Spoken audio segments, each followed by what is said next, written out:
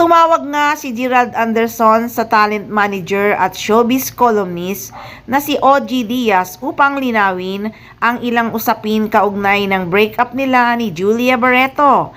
Isa sa mga agad niyang binigyang diin ay ang pagkakadawit ng pangalan ng volleyball player na si Vanny Gandler.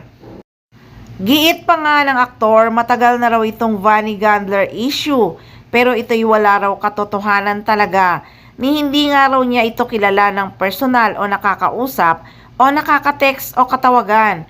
Nanonood lamang daw siya ng laro ng volleyball pero hindi para tutukang panoorin si Vanny. Inililink lang siya rito.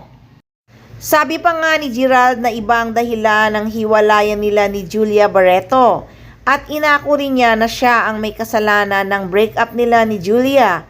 At hindi na ito idinitalye pa kundi tumawag lang siya kay OG Diaz para sabihin walang kinalaman ang volleyball player sa kanilang breakup ng actress.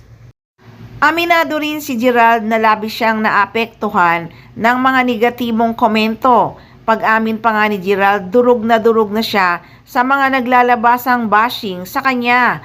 Kaya sana raw ay matigil na ang issue.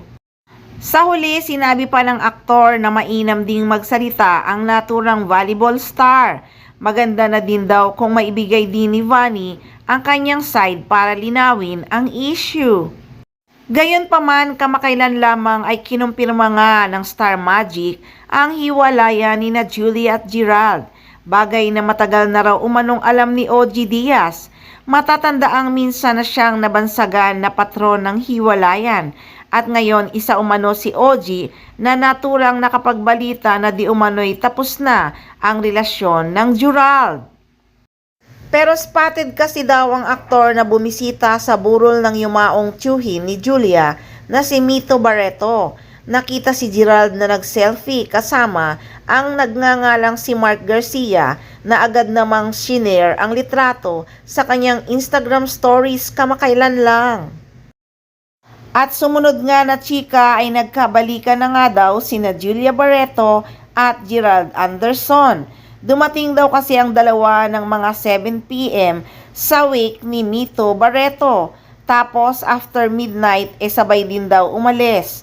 True ba? Kung true, at least napatunayan nilang mahal pa rin nila ang isa't isa. Otherwise, they remain friends.